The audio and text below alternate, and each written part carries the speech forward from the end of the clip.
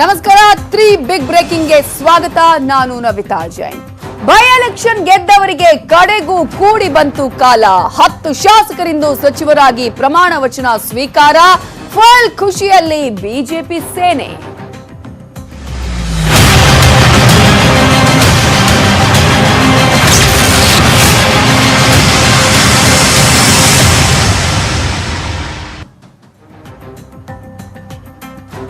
ಮೂಲಕ್ಕೆ ಶಾಕ್ ಅರ್ಹರಿಗೆ ವಚನ ಪಾಲನೆ. ಇವತ್ತು 10 ಜನ ಶಾಸಕರು ಸಚಿವರಾಗಿ ಪ್ರಮಾಣ ವಚನವನ್ನ ಸ್ವೀಕರಿಸಲಿದ್ದಾರೆ. ಕ್ಯಾಬಿನೆಟ್ ಸಂಬಂಧ ಅರ್ಧ ತಲೆಬಿಸಿ ಕಡಿಮೆಯಾಗಿದೆ ಬಿಎಸ್ ಯಡಿಯೂರಪ್ಪ ಅವರಿಗೆ. ಬೆಳಗ್ಗೆ 10:30ಕ್ಕೆ ಪ್ರಮಾಣ ವಚನಕ್ಕೆ ಮುಹೂರ್ತ ಫಿಕ್ಸ್ ಆಗಿದೆ. ಮೂಲಕ್ಕೆ ಶಾಕ್ ಅನ್ನ ಈ ಮೂಲಕ ನೀಡಲಾಗಿದೆ. ಮೂಲ ವರ್ಸಸ್ ವಲಸಿಗ ಬಿಜೆಪಿಯ ಒಂದು ಗೊಂದಲ ಏನಿತ್ತು, ವಿವಾದ ಏನಿತ್ತು, ಈಗ ಮೂಲಕ್ಕೆ ಶಾಕ್ ಸಿಕ್ಕಿದೆ. ಅರ್ಹರಿಗೆ ವಚನ ಪಾಲನೆ ಆಗಿದೆ. 11 ಜನ ಗೆದ್ದವರಲ್ಲಿ 10 ಜನ ಶಾಸಕರು ಸಚಿವರಾಗಿ ಪ್ರಮಾಣ ವಚನವನ್ನ ಸ್ವೀಕರಿಸುತ್ತಾರೆ. ಬೆಳಗ್ಗೆ 10:30ಕ್ಕೆ ಪ್ರಮಾಣ ವಚನಕ್ಕೆ ಮುಹೂರ್ತ ಆಲ್ರೆಡಿ ಫಿಕ್ಸ್ ಆಗಿದೆ. ಆರಿದ್ರ ಶುಭ ಮುಹೂರ್ತದಲ್ಲಿ ಪದಗ್ರಹಣ ನಡೆಯುತ್ತೆ. ರಮೇಶ್ ಜಾರಕಿಹೊಳಿ ಅಂಡ್ ಟೀಮ್ಗೆ ಮಂತ್ರಿಗಿರಿ ಸಿಗಲಿದೆ. ಬಿಎಸ್ ಯಡಿಯೂರಪ್ಪ ಅವರನ್ನ ಬೆಂಬಲಿಸಿದ 10 ಜನರಿಗೆ ಮಂತ್ರಿ ಪಟ್ಟ ಇವತ್ತು ಸಿಗುತ್ತೆ. ರಾಜೀನಾಮೆಯನ್ನ ಕೊಟ್ಟವರ ಪೈಕಿ 17 ಜನರ ಪೈಕಿ 10 ಜನರಿಗೆ ಮಂತ್ರಿ ಭಾಗ್ಯ. ಕೊಟ್ಟ ಮಾತನ್ನ ಈ ಮೂಲಕ ಉಳಿಸಿಕೊಂಡಿದ್ದಾರೆ ಬಿಎಸ್ ಯಡಿಯೂರಪ್ಪ. 10 ಮಂದಿಗೆ ಇವತ್ತು ಗುರುಬಲ ಸಿಕ್ಕಂತಾಗಿದೆ. ಗುರುವಾರದ ಇವತ್ತಿನ ಆರಿದ್ರ ನಕ್ಷತ್ರದಲ್ಲಿ 10:30ಕ್ಕೆ 10 ಜನ ಶಾಸಕರು ಸಚಿವರಾಗಿ ಇವತ್ತು ಪದಗ್ರಹಣವನ್ನ ಮಾಡಲಿದ್ದಾರೆ. ಮಂತ್ರಿ ಭಾಗ್ಯ ದೊರಕಲಿದೆ 10 ಜನ ಶಾಸಕರಿಗೆ. 10+3 ಅನ್ನುವಂತಹ ಮಾತು ಇತ್ತು, ಅದ್ಯಾವುದಕ್ಕೂ ಹೈಕಮಾಂಡ್ ಸೊಪ್ಪು ಹಾಕಿಲ್ಲ. ಈ ಮೂಲಕ 10 ಜನ ಶಾಸಕರಿಗೆ ಕೊಟ್ಟ ಮಾತನ್ನ ಉಳಿಸಿಕೊಳ್ಳುವಲ್ಲಿ, ವಚನವನ್ನ ಪಾಲಿಸಿದ್ರಲ್ಲಿ ಬಿಎಸ್ ಯಡಿಯೂರಪ್ಪ ಅವರು ಸಕ್ಸಸ್ ಆಗಿದ್ದಾರೆ.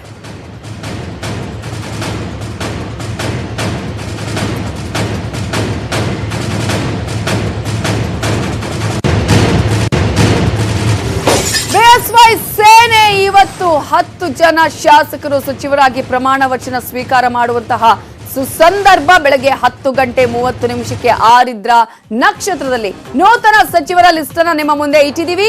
ಗೋಕಾಕ್ ಕ್ಷೇತ್ರದ ಶಾಸಕ ರಮೇಶ್ ಜಾರಕಿಹೊಳಿ, ಯಶವಂತಪುರ ಕ್ಷೇತ್ರದ ಶಾಸಕ S T Somashekar, K R Puram ಶಾಸಕ ಭೈರತಿ ಬಸವರಾಜ್ ಸೇರಿದಂತೆ ಕೆಆರ್ಪೇಟೆ ಶಾಸಕ ಕೆಸಿ ನಾರಾಯಣಗೌಡ, ಯಲ್ಲಾಪುರ ಕ್ಷೇತ್ರದ ಶಾಸಕ ಶಿವರಾಮ್ ಹೆಬ್ಬಾರ್, ವಿಜಯನಗರ ಕ್ಷೇತ್ರದ ಶಾಸಕ ಆನಂದ್ ಸಿಂಗ್ ಸೇರಿದಂತೆ 10 ಜನ ಶಾಸಕರು ಇವತ್ತು ಪ್ರಮಾಣ ವಚನವನ್ನ ಸ್ವೀಕರಿಸುತ್ತಾರೆ.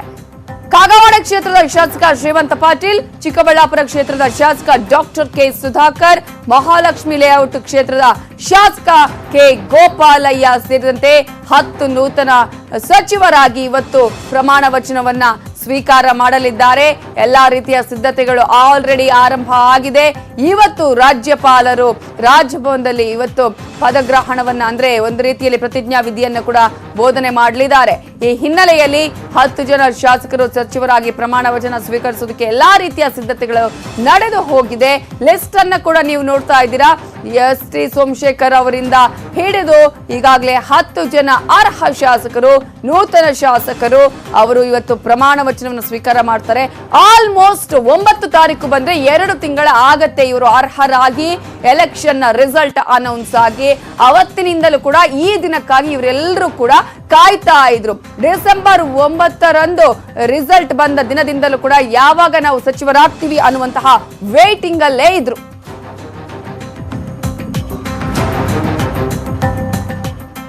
ಸಿಎಂ ಕೊಟ್ಟ ಮಾತಿನಂತೆ ನಡೆದುಕೊಳ್ತಿದ್ದಾರೆ. ಯಾವ ಖಾತೆ ಕೊಟ್ಟರು ಕೂಡ ನಾನು ನಿಭಾಯಿಸ್ತೇನೆ ಅಂತ ಹೇಳಿರೋದು ನ್ಯೂಸ್ 18ಗೆ ಶಾಸಕರಾಗಿರುವ ಬಿಸಿ ಪಾಟೀಲ್ ಅವರು. ಎಲ್ಲಾ ಶಾಸಕರು ಬೆಳ್ಳಂಬೆಳಗ್ಗೆನೆ ಈಗ ದೇವಸ್ಥಾನಗಳಿಗೆ ತೆರಳಿ ತಮ್ಮ ಮನೆಯಲ್ಲೇ ಪೂಜೆ ಮಾಡಿಕೊಂಡು ಈಗ ನ್ಯೂಸ್ 18ಗೆ ಹೇಳಿಕೆಯನ್ನ ಕೂಡ ಕೊಡ್ತಾ ಇದ್ದಾರೆ. ಬಿಸಿ ಪಾಟೀಲ್ ಅವರು ಗೌರವ ಈಗ ಹೇಳಿಕೆಯನ್ನ ನೀಡಿದ್ದು, ಯಾವ ಖಾತೆ ಕೊಟ್ಟರು ಕೂಡ ನಾನು ಅದನ್ನ ನಿಭಾಯಿಸ್ತೀನಿ ಅಂತ ಹೇಳಿ ನ್ಯೂಸ್ 18ಗೆ ಬಿಸಿ ಪಾಟೀಲ್ ಹೇಳಿಕೆಯನ್ನ ಕೊಟ್ಟಿದ್ದಾರೆ. ಡಿಕೆ ಶಿವಕುಮಾರ್ ಸಿದ್ದು ಟೀಕೆಗೆ ಮೀಸೆ ತಿರುವಿ ಸಂದೇಶವನ್ನ ಕೊಟ್ಟಿದೆ ಗೌರವ. ಮೀಸೆ ತಿರುವ ಮೂಲಕ ನಾನು ಉತ್ತರಿಸ್ತಾ ಇದ್ದೇನೆ ಅಂತ ಹೇಳಿ ನ್ಯೂಸ್ 18ಗೆ ಬಿಸಿ ಪಾಟೀಲ್ ಹೇಳಿಕೆಯನ್ನ ಕೊಟ್ಟಿದ್ದಾರೆ. ಮಾಜಿ ಪೊಲೀಸ್ ಅಧಿಕಾರಿ, ನಟ, ಕಲರ್ಫುಲ್ ರಾಜಕಾರಣಿ ಸಚಿವರಾಗಬೇಕಂತೇಳಿ ಕನಸು ಕಂಡಂತವರು ಇವತ್ತು ಕೊನೆಗೂ ಸಚಿವರಾಗ್ತಿದ್ದಾರೆ. ಅವರೇ BC ಪಾಟೀಲ್. ನಮ್ಮ ಜೊತೆ ಖುದ್ದು ಇಡೀ ಫ್ಯಾಮಿಲಿಗ ನಮ್ಮ ಜೊತೆ ಇದೆ. Sir, congratulation sir. ಸರ್, ಒಟ್ಟಾರೆ ಈ ಕನಸನ್ನ ನೀವು ಯಾವ ರೀತಿ ಎಕ್ಸ್ಪ್ಲೈನ್ ಮಾಡ್ತೀರಾ? ಈ ಕನಸು ಬಹಳ ಹಿಂದೆ ಆಗಬೇಕಾಯಿತು. ಮೊದಲನೇ ಬಾರಿ ಗೆದ್ದಾಗಲೇ ನಾನು 5 ಜಿಲ್ಲೆಯಲ್ಲಿ ಏಕೈಕ JDS ಶಾಸಕನಾಗಿ ಗೆದ್ದಿದ್ದೆ. ಅವತ್ತು ಕುಮಾರಸ್ವಾಮಿಯವರು ನನಗೆ ಇದೇ ಮಾತನ್ನು ಹೇಳಿ ನಾವಿಬ್ಬರು ಒಟ್ಟಿಗೆ ಪ್ರಮಾಣ ವಚನ ಸ್ವೀಕಾರ ಮಾಡೋಣ ಅಂತ ಅವರು ನನಗೆ ಕೈ ಕೊಟ್ಟರು. ಕಾಂಗ್ರೆಸ್ನವರು 36 ವರ್ಷ ಬರೆದಿರುವಂಥ ಕಾಂಗ್ರೆಸ್ಸಿನ ಹಿರೇಕೆರೆ ತಾಲೂಕಿಗೆ ತಂದಾಗ ಈ ಬಾರಿ ಏಕೈಕ ಶಾಸಕನಾಗಿದ್ದಾಗ ಸಮ್ಮಿಶ್ರ ಸರ್ಕಾರದಲ್ಲಿ ಮಂತ್ರಿಮಂಡಲದಲ್ಲಿ ನಮಗೆ ಸ್ಥಾನ ಸಿಗಬೇಕಾಗಿತ್ತು. ಯಾಕೆಂದರೆ ನಮ್ಮ ತಾಲೂಕಿಗೆ 40 ವರ್ಷಗಳಿಂದ ಹಿರೇಕೆರೆ ತಾಲೂಕಿಗೆ ಮಂತ್ರಿ ಸ್ಥಾನ ಸಿಕ್ಕಿರಲಿಲ್ಲ. ಕೊಡ್ತೇವೆ ಅಂತೇಳಿ ಅವರು ಕೂಡ ಮೋಸ ಮಾಡಿದರು. ಆದರೆ ಕನಸು ಕಂಡಿದ್ದಲ್ಲ, ತಾಲೂಕಿನ ಅಭಿವೃದ್ಧಿ ದೃಷ್ಟಿಯಿಂದ ನಾವು ಇಷ್ಟು ವರ್ಷಗಳ ಕಾಲ ಮಂತ್ರಿ ಆಗಿಲ್ಲ. ಉಳಿದ ತಾಲೂಕುಗಳಿಗೆ ಕಂಪೇರ್ ಮಾಡಿದಾಗ ನಮ್ಮ ತಾಲೂಕು ಹಿಂದುಳಿದಿತ್ತು. ಆ ಕಾರಣಕ್ಕೆ ನಮ್ಮ ಜನನೂ ಬಯಸಿದ್ರು, ನಾನು ಬಯಸಿದ್ದೆ, ಆದರೆ ಆಗಲಿಲ್ಲ. ಆದರೆ ಹಿಂದಿನ ಸಮ್ಮಿಶ್ರ ಸರ್ಕಾರದ ಒಂದು ಕೆಟ್ಟ ದುರಾಡಳಿತವನ್ನು ಕೊನೆಗಾಣಿಸಬೇಕು ಅಂತ ನಾವೆಲ್ಲ ಸೇರಿ 17 ಜನ ರಾಜೀನಾಮೆಯನ್ನು ನೀಡೋದ್ರ ಮೂಲಕ ಸರ್ಕಾರವನ್ನು ತೆಗೆದು ಹೊರಗಡೆ ಬಂದಾಗ ನಮ್ಮನ್ನು ಅನರ್ಹರನ್ನಾಗಿ ಮಾಡಿದರು. ನಂತರ ಸುಪ್ರೀಂ ಕೋರ್ಟ್ನ ಆದೇಶದ ಮೇರೆಗೆ ನಾವು ಚುನಾವಣೆಗೆ ಹೋದಂಥ ಸಂದರ್ಭದಲ್ಲಿ BJP ಪಕ್ಷಕ್ಕೆ ಸೇರಿ ಬಂದ ಮೇಲೆ ಯಡಿಯೂರಪ್ಪನವರು ಮಾತು ಕೊಟ್ಟಿದ್ದರು, ನೀವು ಗೆದ್ದು ಬಂದ ಮೇಲೆ ನಿಮ್ಮ ಮಂತ್ರಿ ಮಾಡ್ತೀನಿ ಅಂತ. ಇವತ್ತು ಮಾತನ್ನು ಉಳಿಸ್ಕೊಂಡು ಯಡಿಯೂರಪ್ಪನವರು ನಮ್ಮನ್ನು ಸಂಪುಟ ದರ್ಜೆಯ ಸಚಿವರನ್ನಾಗಿ ಮಾಡ್ತಾ ಇದ್ದಾರೆ. ಇದು ಬಹುದಿನಗಳ ನಮ್ಮ ತಾಲೂಕಿನ ಜನರ ಒಂದು ಆಶೋತ್ತರ, ಒಂದು ಕನಸು ಈಡೇರಿದಂಥ ಒಂದು ಸಂದರ್ಭ. ಅದಕ್ಕೆ ಇವತ್ತು ತುಂಬಾ ಖುಷಿ ಆಗ್ತಾ ಇದೆ. ಈಗ ಅವರ ಪುತ್ರಿ ಸೃಷ್ಟಿ ಪಾಟೀಲ್ ರವರಿದ್ರೆ, ಸೃಷ್ಟಿ ಪಾಟೀಲ್ ರವರೇ, ನಿಮ್ಮ ತಂದೆಯ ಇವತ್ತಿನ ಸಂಭ್ರಮ ದಿನವನ್ನ ಯಾವ ರೀತಿ ನೀವು ಆಚರಿಸ್ತೀರಾ? ಯಾಕಂತೇಳಿ ನೀವು ಕೂಡ ಅದಕ್ಕೆ ಪಾಲ್ದಾರರು, ಭಾಗಿದಾರರು. ಇಡೀ ಚುನಾವಣೆಯಲ್ಲಿ ಕೂಡ ನೀವು ಕೂಡ ಬಹಳಷ್ಟು ಕಷ್ಟಪಟ್ಟಿದ್ದೀರಾ. ಇದು ಬಹಳ ದಿನದ ನಂತರ ಇದೊಂದು ಸಂದರ್ಭ ಬಂದಿದೆ. ಯಾಕಂದ್ರೆ ನಮ್ಗಿಂತ ಹೆಚ್ಚಾಗಿ ಹೇಳ್ಬೇಕು ಅಂತ ಹೇಳಿದ್ರೆ ನಮ್ಮ ತಾಲೂಕಿನ ಮತ್ತೆ ಜಿಲ್ಲೆ, ಹೆಚ್ಚಾಗಿ ನಮ್ಮ ಉತ್ತರ ಕರ್ನಾಟಕ ಜನಕ್ಕೆ ಬಹಳ ಖುಷಿಯಾದಂತ ದಿನ ಇದು. ಯಾಕಂದ್ರೆ ನಮ್ಗೆ ಯಾವಾಗ್ಲೂ ಅನ್ಯಾಯ ಆಗ್ತಾನೆ ಬಂದಿತ್ತು. ಉತ್ತರ ಕರ್ನಾಟಕ ಯಾವಾಗ್ಲೂ ತಳ್ತಾನೆ ಬಂದಿದ್ದಾರೆ, ಅದಕ್ಕೆ ಅಭಿವೃದ್ಧಿ ಮಾಡ್ತಾ ಇಲ್ಲ, ಒತ್ತು ಕೊಡ್ತಾ ಇಲ್ಲ ಅಂತ ಹೇಳಿ. ಸೊ ನಮ್ ಕಡೆ ಜನ ಒಬ್ರು ಮುಂದ್ ಬರ್ತಿದ್ದಾರೆ, ನಮ್ಗೂನು ಒಂದು ವಾಯ್ಸ್ ಸಿಗ್ತಾ ಇದೆ ಅನ್ನೋದೊಂದು ಖುಷಿ ಇದೆ ಅವ್ರಿಗೆ. ಅವ್ರ ಜೊತೆಗೆ ಕಮ್ಯುನಿಟಿ ವೈಸ್ ಅಲ್ಲೂ ಅಷ್ಟೇನೆ, ಯಾವಾಗ್ಲೂ ನಮ್ಮವ್ರು ಬೆಳಿಬೇಕು ಸರ್ ಅಂತ ಬೆಳಿಬೇಕು ಅಂತ ಹೇಳ್ತಿದ್ರು.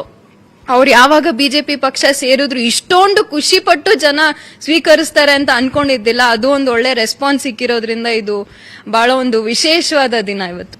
ಈಗ BC ಪಾಟೀಲರು ಸಚಿವರಾದ್ಮೇಲೆ ಅವರ ಡಿಪಾರ್ಟ್ಮೆಂಟ್ ಅನ್ನ ಎಲ್ಲ ಒಂದ್ ಕಡೆ ಅವರ ಇಲಾಖೆಯಲ್ಲಿ ಸೃಷ್ಟಿ ಪಾಟೀಲ್ ಇಂಟರ್ಫಿಯರ್ ಆಗ್ತಾರಾ ಇಲ್ವಾ?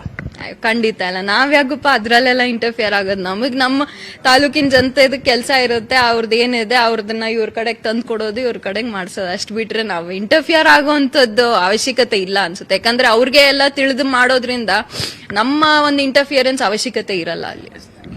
ಇದು ಅವರ ಸೃಷ್ಟಿ ಪಾಟೀಲ್ ಅವರ ಅಭಿಪ್ರಾಯ. ಆದ್ರೆ ಅವರ ಧರ್ಮಪತ್ನಿ ವನಜಾ ಪಾಟೀಲ್ ಏನ್ ಹೇಳ್ತಾರೆ ಕೇಳೋಣ ಬನ್ನಿ. ತುಂಬಾ ದಿನದ ಆಸೆ ಇತ್ತು, ಕಷ್ಟಪಟ್ಟದಕ್ಕೆ ಕರೆಕ್ಟ್ ರೈಟ್ ಟೈಮಲ್ಲಿ ನಮಗೆ ಫಲ ಸಿಕ್ಕಿದೆ ಅಂತ ಹೇಳ್ತಾ ಇದ್ದೀನಿ. ಅಲ್ಲ, ವನಜಾ ಪಾಟೀಲ್ ರವರು ಕನವರಿಸ್ತಿದ್ರು ನಮ್ಮ ಮನೆಯವರು ಯಾವಾಗ ಮಿನಿಸ್ಟರ್ ಆಗ್ತಾರೆ ಅಂತ.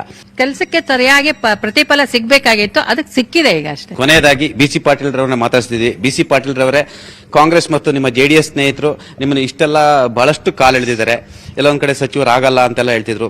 ನಿಮ್ಮ ಆತ್ಮೀಯ ಸ್ನೇಹಿತರಾಗಿರ್ತಕ್ಕಂಥ DK ಶಿವಕುಮಾರ್ ಅವರಿಗೆ ಈ ಸಂದರ್ಭದಲ್ಲಿ ಏನ್ ಹೇಳಕ್ ಇಷ್ಟಪಡ್ತೀರಾ? ಗೌರವನಾಗಿ ಬಂದಿದ್ದೇನೆ ಅಂತ ಈಗ ತೋರಿಸ್ತಾ ಇದ್ದೀನಿ. ಅಂದ್ರೆ ನೀವು ಕನಕಪುರ ಬಂಡೆಗೆ ಮೀಸೆ ತಿರುತ್ತಿದ್ದೀರಾ. ಕನಕಪುರದ ಬಂಡೆ, ನಾನು ಬಂಡೆ, ಟಗರು, ಹುಲಿ ಯಾವ ಹೇಳಕ್ ಹೋಗಲ್ಲ. ಅವ್ರೇನು ವಿಧಾನಸಭೆಯಲ್ಲಿ ಹೇಳಿದ್ರು ಎಲ್ಲ ಕೇಳ್ಕೊಂಡಿದ್ದೀವಿ ನಾವು. ರಾಜಕೀಯ ಸಮಾಧಿ ಆಗಿ ಹೋಯ್ತು ಅಂದಿಲ್ಲ, ಸಮಾಧಿ ಆಗಿಲ್ಲ, ಎದ್ದು ಬಂದಿದ್ದೇವೆ ಶಿವಕುಮಾರ್ ಅವರೇ ಅಂತ ತೋರಿಸಿ. ಒಟ್ಟಾರೆ ಇವತ್ತು ಅವರು ಸಚಿವರಾಗ್ತಿದ್ದಾರೆ. ಇನ್ನೇನು ಕ್ಷಣಗಳನ್ನು ಕೂಡ ಆರಂಭವಾಗಿದೆ, ಅದನ್ನ ಅವರು ಎಂಜಾಯ್ ಮಾಡ್ತಿದ್ದಾರೆ, ಜೊತೆಗೆ ಜವಾಬ್ದಾರಿ ಇದೆ ಅನ್ನೋದನ್ನು ಕೂಡ ಹೇಳ್ತಿದ್ದಾರೆ. ಕ್ಯಾಮ್ರಾ ಪರ್ಸನ್ ಪವನ್ ಜೊತೆ ಚಿದಾನಂದ್ ಪಟೇಲ್, ನ್ಯೂಸ್ 18 ಕನ್ನಡ, ಬೆಂಗಳೂರು.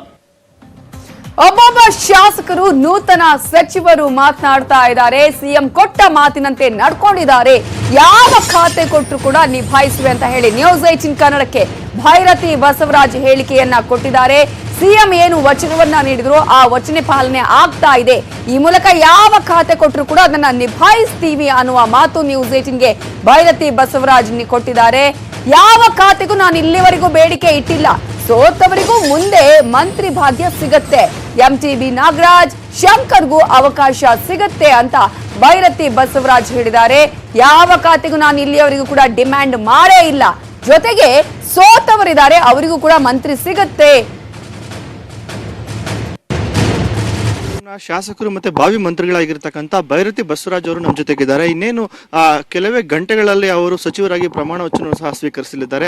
ಅವರನ್ನ ಮಾತಾಡ್ಸೋಣ. ಸರ್, ಮೊದಲನೇದಾಗಿ ಏನು ಸಚಿವರಾಗ್ತಾ ಇದ್ದೀರಾ, ತಮ್ಗೆ ಅಭಿನಂದನೆಗಳು. ಏನ್ ಹೇಳ್ತೀರಾ ಸರ್ ಸಂಬಂಧಪಟ್ಟಂತೆ? ಏನಿಲ್ಲ, ಇವತ್ತು ರಾಜ್ಯದ ಮುಖ್ಯಮಂತ್ರಿಗಳು ಅವರು ಕೊಟ್ಟ ಮಾತಿನಂತೆ ಇವತ್ತು ನಮ್ಮೆಲ್ಲರಿಗೂ ಕೂಡ ಸಚಿವ ಸ್ಥಾನವನ್ನು ನೀಡ್ತಾ ಇದ್ದಾರೆ. ನಾನು ಮೊದಲನೇದಾಗಿ ಅವರಿಗೆ ಕೃತಜ್ಞತೆ ಧನ್ಯವಾದಗಳು ಹೇಳಲಿಕ್ಕೆ ನಾನು ಬಯಸ್ತಾ ಇದ್ದೇನೆ.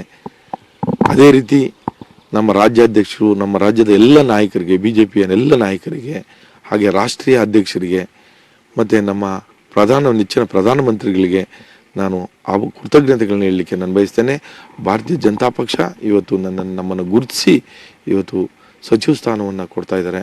ನಾನು ಖಂಡಿತವಾಗಿ ಪ್ರಾಮಾಣಿಕವಾಗಿ ಈ ರಾಜ್ಯದ ಅಭಿವೃದ್ಧಿಗೆ, ಈ ರಾಜ್ಯದ ಒಳಿತಿಗೆ ಪ್ರಾಮಾಣಿಕವಾಗಿ ಕೆಲಸವನ್ನು ಮಾಡ್ತೇನೆ ಅನ್ನೋ ಮಾತನ್ನ ಈ ಸಂದರ್ಭ ಹೇಳಲಿಕ್ಕೆ ಬಯಸ್ತೇನೆ. ಸರ್, ಏನು ಅಂತಂದ್ರೆ ತಾವು 11 ಜನ ಗೆದ್ದಿದ್ರೆ ಈಗ 10 ಜನ ಮಾತ್ರ ಪ್ರಮಾಣ ವಚನ ಸ್ವೀಕಾರ ಮಾಡ್ತಾ ಇರುವಂತದ್ದು. ಮತ್ತೆ ದೆಹಲಿಗೆ CM ಅವರಿನ್ನು ಹೋಗಿದ್ರು, ನಂತರ ಇನ್ನು 10+3 ಅಂತ ಒಂದು ಸೂತ್ರವನ್ನು ಹೇಳಿದ್ರು. ಈಗ ಮತ್ತೆ ಸಾಕಷ್ಟು ಗೊಂದಲ ಕೂಡ ಇದೆ ಅಂತ ಹೇಳಲಾಗ್ತಾ ಇದೆ ಸರ್. ಇಲ್ಲ, ಅದು ರಾಜ್ಯದ ಮುಖ್ಯಮಂತ್ರಿಗಳನ್ನ ತಾವು ಕೇಳಬೇಕು. ಯಾಕಂದರೆ ಆ ವಿಷಯದ ಬಗ್ಗೆ ನಾನು ಪ್ರತಿಕ್ರಿಯೆ ಕೊಡಲಿಕ್ಕೆ ಸಾಧ್ಯ ಆಗಲ್ಲ. ಯಾಕಂದರೆ ಅದು ಹಿರಿಯರಿದ್ದಾರೆ, ಅವರು ಅದಕ್ಕೆ ಪ್ರತಿಕ್ರಿಯೆ ಕೊಡ್ತಾರೆ. ನಮ್ಮ ಇತಿಮಿತಿನಲ್ಲಿ ನಾವು ಇಷ್ಟೇ ಹೇಳಬೇಕಾಗ್ತದೆ. ನಮಗೆ ಇವತ್ತು ಅವಕಾಶವನ್ನು ಕೊಟ್ಟಿದ್ದಾರೆ, ಅದನ್ನು ಸದುಪಯೋಗಪಡಿಸ್ಕೊಂಡು ರಾಜ್ಯದ ಒಳಿತಿಗೆ ಏನು ಮಾಡಬೇಕು, ನನ್ನ ಕ್ಷೇತ್ರದ ಒಳಿತಿಗೆ ಏನು ಮಾಡಬೇಕು ಅದನ್ನು ಮಾಡಲಿಕ್ಕೆ ಪ್ರಾಮಾಣಿಕ ಪ್ರಯತ್ನ ಮಾಡ್ತೇವೆ. ಇವತ್ತು ನೀವು ಸಚಿವರಾಗಿ ಪ್ರಮಾಣ ವಚನ ಸ್ವೀಕಾರ ಮಾಡಿದ್ರು ಸಹ ಅಂದ್ರೆ ಖಾತೆ ಹಂಚಿಕೆ ಮತ್ತಷ್ಟು ವಿಳಂಬ ಆಗೋ ಸಾಧ್ಯತೆ ಇದೆ. CM ಅವರು ದೆಹಲಿಗೆ ಹೋಗಿ ಬಂದ ನಂತರ ಅಷ್ಟೇ ನಿಮಗೆ ಖಾತೆ ಒಂದು ಹಂಚಿಕೆ ಮಾಡ್ತಾರೆ ಅನ್ನೋ ಮಾಹಿತಿ ಸರ್. ಆ ವಿಷಯದ ಬಗ್ಗೆ ನನಗೆ ಮಾಹಿತಿ ಇಲ್ಲ, ಅದು ರಾಜ್ಯದ ಮುಖ್ಯಮಂತ್ರಿಗಳನ್ನ ಕೇಳಬೇಕು. ಯಾಕಂದರೆ ರಾಜ್ಯದ ಮುಖ್ಯಮಂತ್ರಿಗಳ ವಿವೇಚನೆಗೆ ಬಿಟ್ಟಿರ್ತಕ್ಕಂಥದ್ದು, ಅದು ಯಾವಾಗ ಕೊಡ್ತಾರೆ ಯಾವಾಗ ಬಿಡ್ತಾರೆ ಅನ್ನೋದು ಅವ್ರಿಗೆ ಸೇರ್ತಕ್ಕಂಥದ್ದು. ಇವತ್ತು ನಮ್ಮನ್ನು ಕರೆದಿದ್ದಾರೆ, ಇವತ್ತು ಪ್ರಮಾಣ ವಚನ ಸ್ವೀಕಾರಕ್ಕೆ ನನ್ನ ಕರೆದಿದ್ದಾರೆ. ಹೋಗಿ ನಾವು ಪ್ರಮಾಣ ವಚನ ಆದಮೇಲೆ ಅದೇನಾಗ್ತದೆ ಆಗುವ ಬಗ್ಗೆ ಆಮೇಲೆ ಪ್ರತಿಕ್ರಿಯೆ. ಇಲ್ಲ, ಎಲ್ರಿಗೂ ಕೊಡ್ತೀನಿ ಅನ್ನೋ ಮಾತನ್ನು ಹೇಳಿದ್ದಾರೆ. ರಾಜ್ಯದ ಮುಖ್ಯಮಂತ್ರಿಗಳು ಯಾರನ್ನೂ ಕೂಡ ಕಡೆಗಣಿಸುವಂಥ ಮಾತನ್ನು ಇವತ್ತು ಹೇಳಿಲ್ಲ. ಇವತ್ತು ನಮ್ಮ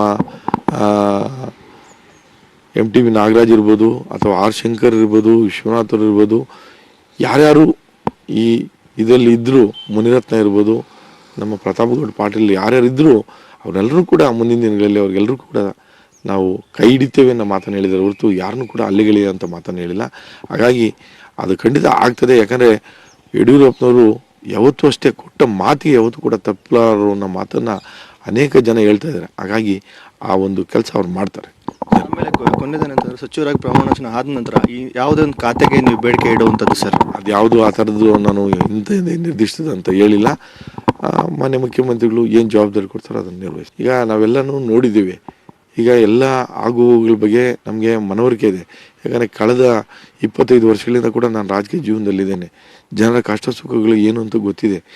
ಜನರ ಕಷ್ಟ ಸುಖಗಳಿಗೆ ಯಾವ ರೀತಿ ಕಾರ್ಯಕ್ರಮಗಳನ್ನು ರೂಪಿಸಬೇಕು ಅದನ್ನು ನಾವು ಮಾನ್ಯ ಮುಖ್ಯಮಂತ್ರಿಗಳ ಜೊತೆಗೂಡಿ ಚರ್ಚಿಸಿ ಆ ರಾಜ್ಯದ ಒಳಿತಿಗೆ ಏನು ಮಾಡಬೇಕು ಅದನ್ನು ಮಾಡೋಕ್ಕೆ ಪ್ರಯತ್ನ.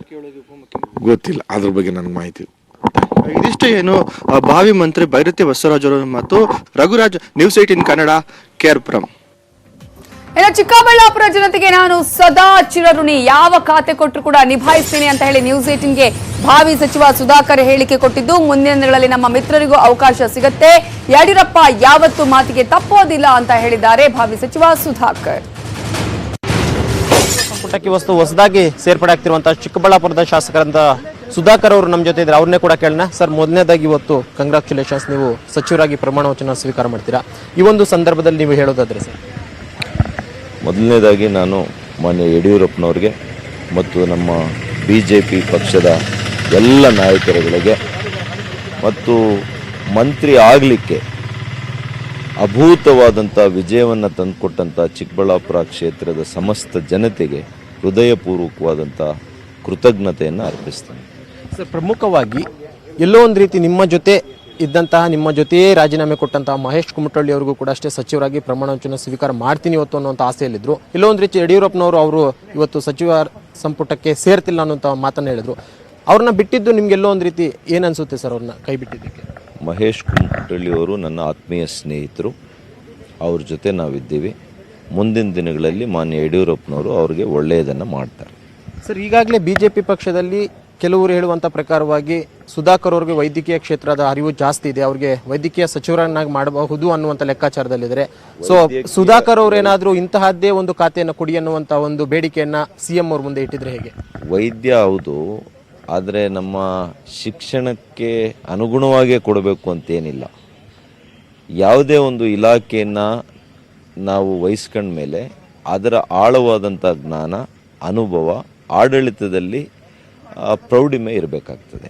ಸರ್, ಪ್ರಮುಖವಾಗಿ ಸಮ್ಮಿಶ್ರ ಸರ್ಕಾರದ ಅವಧಿಯಲ್ಲಿ ನೀವು ರಾಜೀನಾಮೆ ಕೊಟ್ಟಂತ ವೇಳೆ ಸಾಕಷ್ಟು ಟೀಕೆಗಳನ್ನು ಮಾಡಿದ್ರು. ಸುಧಾಕರ್ ಅವರು ನೆಕ್ಸ್ಟ್ ಎಲೆಕ್ಷನ್ ನಿಂತರೆ ಗೆಲ್ಲೋದೇ ಡೌಟ್ ಅನ್ನೋಂಥ ಮಾತನ್ನು ಕೂಡ ಅಷ್ಟೇ ಆ ಟೈಮ್ನಲ್ಲಿ ಆಡಿದ್ರು. ಅಂಥವ್ರಿಗೆ ಇವತ್ತು ನೀವು ಸಚಿವರಾಗಿ ಪ್ರಮಾಣ ವಚನ ಸ್ವೀಕಾರ ಮಾಡ್ತೀರಾ, ಈ ಒಂದು ಸಂದರ್ಭದಲ್ಲಿ ಅವ್ರಿಗೆ ಹೇಳೋದು ಏನು ಹೇಳ್ತೀರಾ ಸರ್? ಇವತ್ತು ಮಾನ್ಯ ಯಡಿಯೂರಪ್ಪನವರು, ನಮ್ಮ ಮುಖ್ಯಮಂತ್ರಿಗಳು, ಈ ರಾಜ್ಯಕ್ಕೆ, ಈ ದೇಶಕ್ಕೆ ಒಂದು ಸಂದೇಶ ಕೊಟ್ಟಿದ್ದಾರೆ. ಅವರು ಅವರ ಕ್ಷೇತ್ರಕ್ಕೆ ಸೀಮಿತ ಅಲ್ಲ, ಅವರು ರಾಜ್ಯಕ್ಕೆ ಕೆಲಸ ಮಾಡಬೇಕು. ಆ ರಾಜ್ಯಕ್ಕೆ ಕೆಲಸ ಮಾಡುವಂತಹ ಒಂದು ವರ್ಚಸ್ಸು, ವ್ಯಕ್ತಿತ್ವ, ಆಶಯ ಇವರಲ್ಲಿದೆ ಅಂತೇಳಿ ನಮ್ಮನ್ನು ಆಯ್ಕೆ ಮಾಡಿದ್ದಾರೆ. ಕೊನೆಯದಾಗಿ ನಿಮ್ಮ ಜೊತೆ ರಾಜೀನಾಮೆ ಕೊಟ್ಟಂತಹ ಉಳಿದಂಥವರು ಕೂಡ ಅಷ್ಟೇ ಸೋತಿದ್ದಾರೆ, ಅವ್ರಿಗೂ ಕೂಡ ಅಷ್ಟೇ ಮಂತ್ರಿ ಸ್ಥಾನ ಸಿಗುತ್ತೆ ಅನ್ನೋ ನಿರೀಕ್ಷೆಯಲ್ಲಿದ್ದರು. ಆದರೆ ಅವ್ರಿಗೆ ಸೋತವ್ರಿಗೆ ಯಾವುದೇ ರೀತಿಯಂತ ಮಂತ್ರಿ ಸ್ಥಾನ ಕೊಡಲ್ಲ ಅನ್ನೋದು ಸಿಎಂ ಅವರು ಹೇಳಿದ್ದಾರೆ. ಸೊ ಅವರ ಪರವಾಗಿ ನೀವೇನಾದರೂ ಸಿಎಂ ಜೊತೆ ಮಾತುಕತೆ ನಡೆಸಿದ್ರೆ ಹೇಗೆ? 17 ಜನರಿಗೂ ಕೂಡ ಮಾನ್ಯ ಮುಖ್ಯಮಂತ್ರಿಗಳು ಇಂದಲ್ಲ ನಾಳೆ ಒಳ್ಳೇದು ಮಾಡ್ತಾರೆ. ಅವರನ್ನು ನಂಬಿದ್ದೀವಿ, ಅವರು ನಂಬಿರೋರನ್ನ ಎಂದೂ ಕೂಡ ಕೈ ಬಿಟ್ಟಿಲ್ಲ. ಅದು ಮಾನ್ಯ ಯಡಿಯೂರಪ್ಪನವರ ಜಾಯಮಾನ. ಕೊಟ್ಟ ಮಾತು ಎಂದೂ ತಪ್ಪಲ್ಲ. ಬಸವಣ್ಣವರ ಆಶಯ ಯಾರಾದರೂ ಶಿರಸಾವಹಿಸಿ ಅವರ ಜೀವನದಲ್ಲಿ ಅಳವಡಿಸ್ಕೊಂಡಿದ್ರೆ ಅದು ಮಾನ್ಯ ಯಡಿಯೂರಪ್ಪನವರು ಅಂತಲೇ ಹೇಳ್ಬೇಕಾಗ್ತದೆ. ಓಕೆ, ಇದಿಷ್ಟು ಚಿಕ್ಕಬಳ್ಳಾಪುರ ಶಾಸಕರಂತ ಸುಧಾಕರ್ ಅವರು ಹೇಳಿರುವಂತಹದ್ದು. ಯಾವುದೇ ಖಾತೆಯ ಒಂದು ಬೇಡಿಕೆಯನ್ನು ಕೂಡ ನಾನು ಸಿಎಂ ಮುಂದೆ ಇಟ್ಟಿಲ್ಲ, ಯಾವುದೇ ಒಂದು ಖಾತೆಯನ್ನು ಕೊಟ್ಟರು ಕೂಡ ಅಷ್ಟೇ ನಾನು ಜವಾಬ್ದಾರಿಯುತವಾಗಿ ನಿಭಾಯಿಸ್ತೀನಿ ಅನ್ನುವಂತಹ ಮಾತನ್ನ ಹೇಳ್ತಿದ್ರೆ. ಕ್ಯಾಮ್ರಾ ಪರ್ಸನ್ ಯೋಗೇಶ್ ಜೊತೆ ಮಂಜುನಾಥ್, ನ್ಯೂಸ್ 18 ಕನ್ನಡ, ಬೆಂಗಳೂರು. ಇವತ್ತು ಪ್ರಮಾಣ ವಚನ ಸ್ವೀಕರಿಸ್ತಾ ಇರುವಂತಹ ನೂತನ ಸಚಿವರು, ಭಾವಿ ಸಚಿವರು ಏನ್ ಹೇಳ್ತಾರೆ, ಎಲ್ಲರ ಮಾತನ್ನ ಕೂಡ ನಾವು ನಿಮ್ಗೆ ಕೇಳಿಸ್ತೀವಿ ಚಿಕ್ಕ ಬ್ರೇಕ್ ಆದ್ಮೇಲೆ.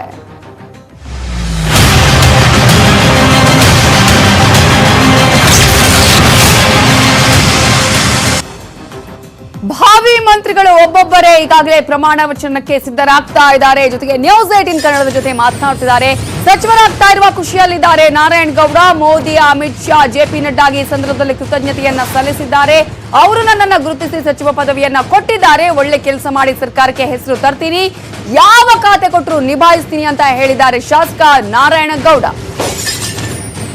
ಶಾಸಕ ಕೆ.ಸಿ. ನಾರಾಯಣ್ ಗೌಡರು ಇವತ್ತು ಸಚಿವರಾಗಿ ಪ್ರಮಾಣ ವಚನವನ್ನು ಸ್ವೀಕಾರ ಮಾಡ್ತಿದ್ದಾರೆ. 10:30ಕ್ಕೆ ರಾಜಭವನದಲ್ಲಿ ಇವತ್ತು ಪ್ರಮಾಣ ವಚನ ಕಾರ್ಯಕ್ರಮ ನಡೀತಾ ಇರುವಂಥದ್ದು. ಈಗಾಗಲೇ ಅವರು ಸಹ ಈ ಒಂದು ಕಾರ್ಯಕ್ರಮಕ್ಕೆ ಸಕಲ ಸಿದ್ಧತೆಗಳನ್ನು ಸಹ ಮಾಡ್ಕೊಂಡಿರುವಂಥದ್ದು. ಈಗ ಅವ್ರ ಜೊತೆ ನಮ್ಮ ಜೊತೆ ಅವರೇ ಇದ್ದಾರೆ, ಅವ್ರನ್ನ ಕೇಳ್ಬೋದು. ಸರ್, ಇವತ್ತು ಸಚಿವರಾಗಿ ಪ್ರಮಾಣ ವಚನ ಸ್ವೀಕಾರ ಮಾಡ್ತಿದ್ರೆ ಏನು ಅನಿಸುತ್ತೆ ಸರ್ ಈ ಒಂದು ಸಂದರ್ಭದಲ್ಲಿ? ತುಂಬ ಕಡೆ ಸಂತೋಷ ಆಗ್ತಾ ಇದೆ. ಮತ್ತು ನಮ್ಮ ಭಾರತ ದೇಶದ ಪ್ರಧಾನಿಗಳಾದಂಥ ಪೂಜ್ಯ ನರೇಂದ್ರ ಮೋದಿಯವರು ಮತ್ತು ಶಾ ಸಾಹೇಬರು ಮತ್ತು ನಡ್ಡಾ ಅವರು, ಸಂತೋಷ್ ಜಿ ಅವರು ಮತ್ತು ನಮ್ಮ ಕರ್ನಾಟಕದ ಮುಖ್ಯಮಂತ್ರಿಗಳಾದಂಥ ಯಡಿಯೂರಪ್ಪಜಿಯವರು, ಇನ್ನೂ ಎಲ್ಲ ನಮ್ಮ BJPಯ ಹಿರಿಯ ಮುಖಂಡರು ಎಲ್ಲರಿಗೂ ನಾನು ಅಭಿನಂದನೆಯನ್ನು ಈ ಸಂದರ್ಭದಲ್ಲಿ ಹೇಳಲಿಕ್ಕೆ ಬಯಸ್ತಾ ಇದ್ದೀನಿ. ಸರ್, ಮತ್ತೆ ಇವತ್ತು ಏನು ಈ ಒಂದು ಉಪಚುನಾವಣೆ ಮತ್ತೆ ಬಿಜೆಪಿಗೆ ಜಾಯ್ನ್ ಆಗಿರೋದ್ರ ಬಗ್ಗೆ ಸಾಕಷ್ಟು ಫೈಟ್ ಅನ್ನು ಮಾಡಿದ್ರಿ ಚುನಾವಣೆ ಸಂದರ್ಭದಲ್ಲೂ ಸಹ. ಈಗ ಎಲ್ಲೋ ಒಂದ್ ಕಡೆ ಸಚಿವರಾಗೋ ಮೂಲಕ ನೀವು ಫೈಟ್ ಮಾಡಿದಂತ ಒಂದು ಇದಕ್ಕೆ ತಕ್ಕ ಫಲ ಸಿಗ್ತಿದೆ ಅನಿಸ್ತಿದೆಯಾ? ಖಂಡಿತ. ಯಾಕೆ ಅಂತ ಹೇಳಿದ್ರೆ, ನಾನು ಮುಂಚೆ ಇದ್ದಂಥ ಜಾತ್ಯತೀತ ಜನತಾದಳ ಒಂದು ಖಾಲಿ ಕರ್ನಾಟಕ ಸೀಮಿತವಾಗಿತ್ತು. ಇದು ಇಡೀ ಭಾರತಕ್ಕೆ ಒಂದು ದೊಡ್ಡ ಪಕ್ಷ. ನನ್ನ ಒಂದು ಅದೃಷ್ಟ ಮತ್ತು ನಮ್ಮ ತಾಲೂಕು ಮತ್ತು ಜಿಲ್ಲೆಯ ನನ್ನ ಮತದಾರ ಗುರು ಹಿರಿಯರು ಅವರೂ ಸಹ ನನಗೆ ಶಕ್ತಿಯನ್ನು ತುಂಬಿದ್ದಾರೆ. ಇಡೀ ಕರ್ನಾಟಕದಲ್ಲೇ ಒಂದು ಮುಖ್ಯಮಂತ್ರಿಗಳಿಗೆ ಮತ್ತು ಸರ್ಕಾರಕ್ಕೆ ಒಂದು ಹೆಸರು ಬರುವಂಥ ಕೆಲಸಗಳನ್ನು ಮಾಡಬೇಕು ಅಂತ ಮುಂಚೆಯಿಂದ ನನಗೆ ಆಸೆ ಇತ್ತು. ಅದು ನೆರವೇರಿದೆ. ಅದು ಖಂಡಿತ ನಾನು ಪಾಲಿಸ್ತೀನಿ ಅಂತ ಹೇಳಕ್ಕೆ ಬಯಸ್ತಾ ಇದ್ದೀನಿ. ಸರ್, ಮತ್ತೆ ಉಪಚುನಾವಣೆ ಸಂದರ್ಭದಲ್ಲಿ ಸಾಕಷ್ಟು ಏಳು ಬೀಳು ಮತ್ತೆ ಅವಮಾನಗಳನ್ನು ಸಹ ಅನುಭವಿಸಿದ್ರಿ. ನಂತರ ಆ ಚುನಾವಣೆಯಲ್ಲಿ ಏಟಿಗೆ ಏಟು ಅನ್ನೋ ರೀತಿ ಗೆದ್ದು ಬಂದಿದ್ರಿ, ಈಗ ಸಚಿವರಾಗ್ತಿದ್ರಿ. ಈ ಒಂದು ಸಂದರ್ಭದಲ್ಲಿ ಆ ಉಪಚುನಾವಣೆ ಬಗ್ಗೆ ಏನು ಹೇಳ್ತೀರಾ ಸರ್? ನೋಡಿ, ಅವರು ಕೊಟ್ಟಂಥ ನೋವುಗಳು ಜನ ಪಾಠ ಕಲಿಸಿದಾರಲ್ಲ, ಅದ್ರ ಬಗ್ಗೆ ನಾನು ಟಿಪ್ಪಣಿ ಮಾಡೋಕ್ಕೆ ಹೋಗಲ್ಲ.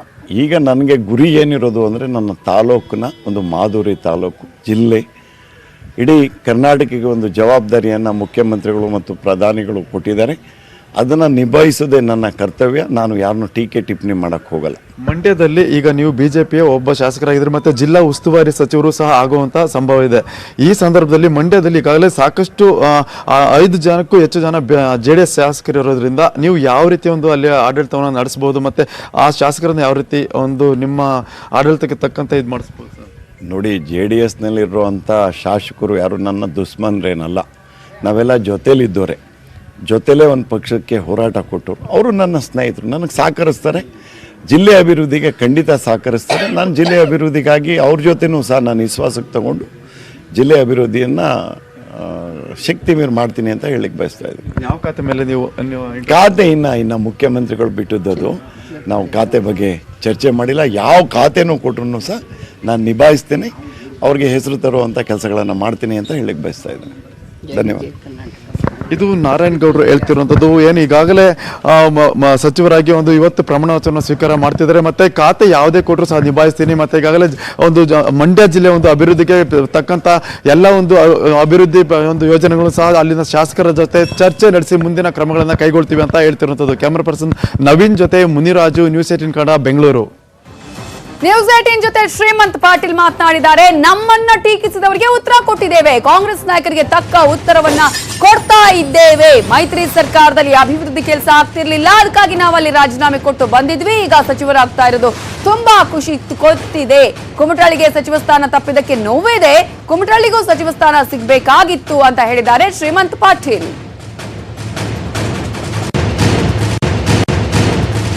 ಶ್ರೀಮಂತ್ ಪಾಟೀಲ್ ಅವರು ಇದ್ದಾರೆ ಸರ್. ಅಂತಿಮ ಘಟ್ಟಕ್ಕೆ ಬಂದಿದ್ದೀರಿ, ಸಾಕಷ್ಟು ಹೋರಾಟ ಮಾಡಿ ಮೈತ್ರಿ ಸರ್ಕಾರವನ್ನ ರಾಜೀನಾಮೆ ಕೊಡಿಸಿ ಸಾಕಷ್ಟು ಟೀಕೆ ಮಾಡಿದ್ರು. ಅಂತಿಮ ಘಟ್ಟಕ್ಕೆ ಬಂದು ಇವಾಗ ಯಡಿಯೂರಪ್ಪನವರ ಸರ್ಕಾರದಲ್ಲಿ ಮಿನಿಸ್ಟರ್ ಆಗ್ತಾ ಇದ್ದಾರೆ. ಏನ್ ಅನ್ಸುತ್ತೆ ಸರ್ ಮೊದಲನೇ ರಿಯಾಕ್ಷನ್? ಖುಷಿ ಆಗ್ತಾ ಇದೆ.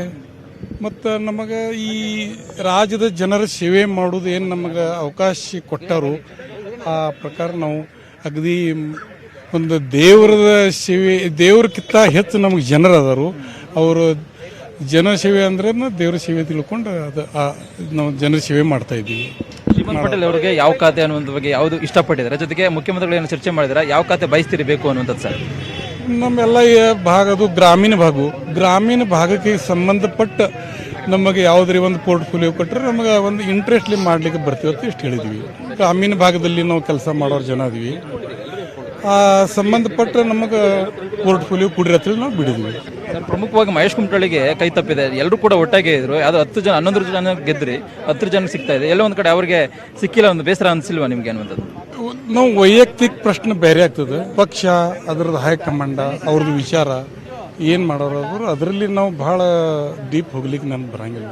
ಕೊನೆ ಪ್ರಶ್ನೆ ಸರ್, ಕಾಂಗ್ರೆಸ್ ನಾಯಕರು ಸಾಕಷ್ಟು ಟೀಕೆ ಮಾಡಿದ್ರು, ನಿಮ್ಮನ್ನು ಅನರ್ಹ ಮಾಡಿದ್ರು. ಜೊತೆಗೆ ಸಾಕಷ್ಟು ನಾಯಕರು ಹೇಳ್ತಾ ಇದ್ರು 6 ರೈ ತಗೊಂಡ್ಬಂದು ಆದಷ್ಟು ಬೇಗ ಅವರು ಮಿನಿಸ್ಟರ್ ಆಗಲಿ ಹಾರೈಸ್ತಾ ಇದ್ರು. ಜೊತೆಗೆ ರಾಜಭವನಕ್ಕೆ ಬರ್ತೀನಿ ಅಂತಲೂ ಕೂಡ ಹೇಳ್ತಾ ಇದ್ರಿ. ಈ ಮೂಲಕವಾಗಿ ಏನು ಸಂದೇಶ ಕೊಡ್ತೀರಿ ಅವರಿಗೆ ಅನ್ನುವಂಥದ್ದು? ಆ ಮೈತ್ರಿ ಸರ್ಕಾರದಲ್ಲಿ ಸಾಕಷ್ಟು ನಮಗೆ ತೊಂದರೆ ಆಯಿತು. ನಾವು ಬಹಳಷ್ಟು ಸಾರಿ ನಮ್ಮ ಲೀಡರ್ಸ್ ಏನದಾರು ಅವ್ರ ಕಡೆ ಭೇಟಿ ಆಗ್ತಿದ್ದೀವಿ, ಹೇಳ್ತಿದ್ದೀವಿ. ನಮ್ಮ ಕ್ಷೇತ್ರ ಸಲುವಾಗಿ ಆಗಲಿ ಜನ ಸಲುವಾಗಿ ನಮಗೆ ಸ್ಪಂದನೆ ಸಿಕ್ಕಿಲ್ಲ, ಬಹಳಷ್ಟು ಕಷ್ಟ ಆಯಿತು. ಅದಕ್ಕೆ ನಾವು ಬೇರೆ ಏನೂ ನಮಗೆ ನಾವು ಒಂದು ಪೈಸೆ ಅಪೇಕ್ಷೆ ಇಲ್ಲದೆ ನಾವು ಆ ಪಕ್ಷ ಬಿಟ್ಟು ಇಲ್ಲಿ ಬಂದಿದ್ದೀವಿ. ಟೀಕೆ ಮಾಡೋರ್ಗೆ ಒಂದು ತಕ್ಕ ಉತ್ತರನ ಸರ್ ಇದು? ನೂತನ ಪ್ರಮಾಣ ವಚನ ಕಾರ್ಯಕ್ರಮ ನಡೀತಿದೆಯಲ್ಲ, ಟೀಕೆ ಮಾಡೋರಿಗೆ ಟೀಕೆ ಮಾಡ್ಬೇಕು ಅವರು, ಅಂದ್ರೆ ನಾವು ಸ್ವಲ್ಪ ಎಚ್ಚರಿಕೆಯಾಗಿ ಕೆಲಸ ಮಾಡ್ಲಿಕ್ಕೆ ಚಲೋ ಆಗ್ತದೆ. ಇದಿಷ್ಟು ಶ್ರೀಮಂತ್ ಪಾಟೀಲ್ ಅವರ ಮಾತಾಗಿರುವಂತದ್ದು. ಮುಖ್ಯವಾಗಿ ಏನ್ ಟೀಕೆ ಮಾಡ್ತಾ ಇದ್ರು, ಇವತ್ತು ನಾವು ನೂತನವಾಗಿ ಪ್ರಮಾಣ ವಚನ ಸ್ವೀಕಾರ ಮಾಡ್ತಾ ಇದೀವಿ, ಇದು ಒಂದು ಅವರಿಗೆ ತಕ್ಕ ಉತ್ತರ ಅನ್ನುವ ಮಾತನ್ನ ಹೇಳ್ತಾ ಇರುವಂತದ್ದು. ಕ್ಯಾಮರಾ ಪರ್ಸನ್ ಯೋಗೇಶ್ ಜೊತೆಗೆ ಕೃಷ್ಣ ಜೀವಿ, ನ್ಯೂಸ್ 18 ಕನ್ನಡ, ಬೆಂಗಳೂರು. ಉಳಿದ ನೂತನ ಸಚಿವರು, ನೂತನ ಮಂತ್ರಿಗಳು ಏನ್ ಹೇಳ್ತಾರೆ ಅನ್ನೋದನ್ನ ನೋಡೋಣ ಬ್ರೇಕ್ ಆದ್ಮೇಲೆ. ಗೆದ್ದ ಶಾಸಕರು ಮಂತ್ರಿ ಆಗುವ ಖುಷಿಯಲ್ಲಿದ್ರೆ ಒಬ್ಬ ಶಾಸಕರು ಮಾತ್ರ ಸಚಿವ ಸ್ಥಾನವನ್ನ ಮಿಸ್ ಮಾಡ್ಕೊಂಡಿದ್ದಾರೆ. ಸಚಿವ ಸ್ಥಾನ ಮಿಸ್ ಆದ ಬಗ್ಗೆ ಕುಮಟಳ್ಳಿ ಮಾತನಾಡಿದ್ದಾರೆ. ನಾನು ಆಕ್ರೋಶವಾಗಿ ಮಾತನಾಡೋದಿಲ್ಲ, ರಮೇಶ್ ಜಾರಕಿಹೊಳಿಗೆ ಸ್ವತಃ ವಿನಂತಿಯನ್ನ ಮಾಡಿದ್ದೇನೆ, ಅವರ ಮನಸ್ಸಲ್ಲಿ ಏನನ್ನೂ ಇಟ್ಕೊಳ್ಳೋದಿಲ್ಲ, ವರಿಷ್ಠರ ನಿರ್ಧಾರಕ್ಕೆ ನಾನು ಬದ್ಧ ಅಂತ ತಿಳಿಸಿದ್ದೇನೆ. ನನಗೆ ಸ್ಥಾನ ತಪ್ಪಲು ಯಾರು ಕಾರಣ ಅಂತಾನು ನಾನು ಹೇಳ್ತೀನಿ. ಎಲ್ಲಾ ವಿಷಯವನ್ನ ಬಿಎಸ್ವೈ ಅವರ ಭೇಟಿ ಬಳಿಕ ಹೇಳ್ತೀನಿ. ರಾಜಕೀಯ ಕಾರಣ ತಿಳಿಸೋದು ಬಿಎಸ್ವೈಗೂ ಕಠಿಣ, ಬೇರೆ ಅಧಿಕಾರ ಕೊಡ್ತೀನಿ ಅಂತ ಸಿಎಂ ಹೇಳಿದ್ದಾರೆ ಅನ್ನುವ ಮಾತನ್ನ ಹೇಳಿದ್ದಾರೆ ಮಹೇಶ್ ಕುಮಟಳ್ಳಿ. ನನಗೆ ಟೆನ್ಷನ್ ಇಲ್ಲ, ಸಚಿವನಾಗದ ನೋವಿದೆ, ಹಲವಾರು ವರ್ಷಗಳಿಂದ ರಾಜಕೀಯದಲ್ಲಿದ್ದೇನೆ, ಗೌರವಯುತ ಸ್ಥಾನ ಸಿಕ್ಕರೆ ಸಂತೋಷ ಅನ್ನುವ ಮಾತು ಮಹೇಶ್ ಕುಮಟಳ್ಳಿ ಅವರದ್ದು. ನಾನು ಕೂಡ ಆಕ್ರೋಶವಾಗಿ ಏನಾದರೂ ಮಾತಾಡ್ಬೋದು. ಆದರೆ ಭಾರತೀಯ ಜನತಾ ಪಕ್ಷದ ವತಿಯಿಂದ ಯಾವುದೇ ಒಂದು ತಪ್ಪು ಸಂದೇಶ ಹೋಗಬಾರ್ದು. ಯಾಕಂದರೆ ಇಷ್ಟಕ್ಕೆ ಇದು ಮುಗಿಯೋದಿಲ್ಲ. ಮುಂದಿನ ದಿನಮಾನಗಳಲ್ಲಿ ನಮ್ಮನ್ನು ಕೂಡ ಯಾವುದಾದ್ರೂ ಒಂದು ವಿಚಾರದಲ್ಲಿ ಗೌರವಿತವಾಗಿ ಕಾಣ್ತಾರೆ ಅನ್ನುವಂಥದ್ದು. ಸನ್ಮಾನ್ಯ ರಮೇಶಣ್ಣ ಜಾರಕಿಹೊಳಿ ಅವರಿಗೆ ನಾನೇ ಸ್ವತಃ ಹೋಗಿ ವಿನಂತಿ ಮಾಡಿದ್ದೀನಿ. ಅವರು ಮನಸ್ಸಿನಲ್ಲಿ ಯಾವುದನ್ನೂ ಇಟ್ಕೊಳ್ಳೋದಿಲ್ಲ, ತಮಗೆಲ್ಲ ಗೊತ್ತಿರೋದು. ಏನಾದರೂ ಮನಸ್ಸಿನ ನಾನೇನೋ ಇಟ್ಕೋತೀನಿ, ಹೊಟ್ಟೆ ಒಳಗೆ ಬೆಂಕಿ ಎದ್ರೂ ಗಪ್ ಇರ್ತೀನಿ. ಆದರೆ ಅವ್ರಿಗೆ ಕಂಟ್ರೋಲ್ ಆಗೋದಿಲ್ಲ. ನಾನೇ ಅವರಿಗೆ ವಿನಂತಿ ಮಾಡಿದ್ದೀನಿ, ಯಾವುದೇ ಸಂದರ್ಭದಲ್ಲಿ ಪಕ್ಷಕ್ಕೆ ಮುಜುಗರ ಆಗುವಂಥದ್ದು ಯಾವುದೂ ಮಾಡೋದು ಬೇಡ, ಶಾಂತಾಗಿ ಇವನು ಪಕ್ಷವನ್ನು ಕಟ್ಟೋನು, ಪಕ್ಷದ ಏನು ಆದೇಶ ಮಾಡ್ತವೆ, ವರಿಷ್ಠರೇನು ನಿರ್ಣಯ ತೋರ್ತವೆ, ನಾವು ಬದ್ಧವೇನು ಅಂತೇಳಿ ಸ್ವತಃ ನಾನೇ ಅವರಿಗೆ ಹೋಗಿ ಪೂರ್ವಕವಾಗಿ ವಿನಂತಿಯನ್ನು ಮಾಡಿಕೊಂಡೆ. ಯಾವುದೇ ವಿಷಯವನ್ನು ಸನ್ಮಾನ್ಯ ಯಡಿಯೂರಪ್ಪಾಜಿ ಅವರಿಗೆ ಭೇಟಿ ಆದಮೇಲೆ ಗೊತ್ತಾಗುವಂಥದ್ದು. ಭೇಟಿ ಆಗ್ತೀನಿ, ಯಾವುದೇ ಸಂದರ್ಭದಲ್ಲಿ ಅವ್ರಿಗೇನು ಕಷ್ಟ ಇದೆ ಅನ್ನೋದನ್ನು ಕೇಳಿಕೊಂಡು ಯಾವ ಥರ ನಾನು ಸಹಕಾರ ಕೊಡ್ತೀನಿ. ಕೈ ಬಿಟ್ಟಿದ್ದಾರೆ, ಮಾಡಲಿಕ್ಕೆ ಮಹೇಶ್ ಕುಮಟಳ್ಳಿ ಅವರನ್ನ ಮಾಡಲಿಕ್ಕೆ ಕಷ್ಟ ಅನ್ನುವಂಥದ್ದನ್ನು ತಿಳಿಸಿದ್ದಾರೆ. ಕಾರಣ ಗೊತ್ತಾಗಿಲ್ಲ. ಅವ್ರಿಗೂ ಕೂಡ ಕೆಲವೊಮ್ಮೆ ರಾಜಕೀಯವಾಗಿ ಕಾರಣಗಳನ್ನು ಹೇಳೋದು ಕಠಿಣ ಆಗಿರ್ಬೋದು, ಕೆಲವೊಮ್ಮೆ ಸಮಸ್ಯೆ ಇರ್ತವೆ. ಅವರು ಏನು ಅಧಿಕಾರ ಕೊಡ್ತಾರೋ ಬಿಡ್ತಾರೋ ಅನ್ನೋದನ್ನು ಭೇಟಿ ಆದಮೇಲೆ ಗೊತ್ತಾಗ್ತದೆ. ಅಧಿಕಾರ ತಗೊಳ್ಳೋಕೆ ನೀವು ಸಿದ್ಧರಿದ್ದೀರಿ ಹಾಗಾದ್ರೆ? ಅದು ಮಾತಾಡಿದ ಮೇಲೆ ಗೊತ್ತಾಗ್ತದೆ. ನಾನು ಮೊದಲೇ ಹೇಳಿದ್ದೀನಿ, ಒಬ್ಬ ಸಾಮಾನ್ಯ ಕಾರ್ಯಕರ್ತನಾಗಿ ಕೆಲಸ ಮಾಡಲಿಕ್ಕೆ ತಯಾರಿದ್ದೀನಿ ಅನ್ನುವಂಥದ್ದನ್ನು ಹೇಳಿದ್ದೀನಿ. ಕಡೆದಾಗಿಯೂ ಕೂಡ ಪಕ್ಷದ ಆಫೀಸಲ್ಲಿ ಕಸ ಹೊಡಿತೀನಂತೂ ಹೇಳಿದ್ದೀನಿ. ಇವತ್ತಿನ ಸಂದರ್ಭದಲ್ಲಿ ನಾವು ಯಾರಿಗೇ ಆಗಲಿ ಪಕ್ಷಕ್ಕಾಗಲಿ ಮುಜುಗರ ಆಗುವಂಥ ಸ್ಟೇಟ್ಮೆಂಟ್ ಕೊಡಬಾರ್ದು ಅನ್ನುವಂಥ ಒಂದು ಮನೋಭಾವನೆಯಿಂದ ಮಾತಾಡ್ತಾ ಇದ್ದೀವಿ. ಅಸಮಾಧಾನ ಇದೆಯೋ ಇಲ್ಲವೋ ಅನ್ನೋಕ್ಕಿಂತನೂ ಪಕ್ಷದ ನಿರ್ಧಾರಕ್ಕೆ ಬದ್ಧನಾಗಿರ್ತೀವಿ. ಸಚಿವ ಸ್ಥಾನ ಕೊಡದೇ ಇದ್ರು ಹಿಂಗೆ ಇರ್ತೀರಾ ಪಕ್ಷದಲ್ಲಿ? ಈಗ ಕೊಟ್ಟೆಲ್ಲ ಹಿಂಗೆ ಇದೀನಲ್ಲ, ಇದೇಗನೆ ಮಾತಾಡಿದ್ದೀನಲ್ಲ.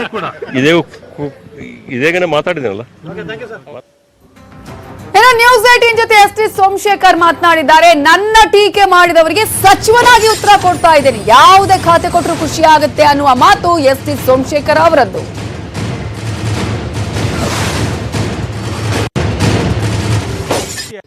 ಇಂದು ರಾಜ್ಯ ಸಚಿವ ಸಂಪುಟ ವಿಸ್ತರಣೆ ಆಗ್ತದೆ. ಈ ಒಂದು ಸಂದರ್ಭದಲ್ಲಿ ನೂತನ ಸಚಿವರಾಗಲು ಎಸ್.ಟಿ. ಸೋಮಶೇಖರ್ ಅವರು ಸಹ ರೆಡಿ ಇರ್ತಕ್ಕಂಥದ್ದು. ಮೊದಲ ಬಾರಿಗೆ ಸಚಿವರಾಗ್ತಾ ಇರ್ತಕ್ಕಂಥ ಸೋಮಶೇಖರ್ ಅವರ ಒಂದು ಖುಷಿ ಸರ್, ಮೊದಲ ಬಾರಿಗೆ ಸಚಿವರಾಗ್ತಾ ಇದ್ರಿ, ಯಾವ ರೀತಿ ಖುಷಿ ಅನ್ನಿಸ್ತಾ ಇದೆ ಸರ್? ಬಹಳ ಸಂತೋಷ. ಕರ್ನಾಟಕದ ಜನತೆಗೆ ಒಂದು ಅವಕಾಶ, ಕೆಲಸ ಮಾಡ್ತಕ್ಕಂಥ ಒಂದು ಅವಕಾಶವನ್ನು ಮೊದಲನೇ ಬಾರಿಗೆ ಕ್ಷೇತ್ರದ ಜನತೆ 3ನೇ ಬಾರಿಗೆ ಅವಕಾಶ ಕೊಟ್ಟಿದ್ದಾರೆ. ಮೊದಲು ಕ್ಷೇತ್ರದ ಜನತೆಗೆ ನಾನು ಅಭಿನಂದನೆ ಹೇಳ್ತೇನೆ.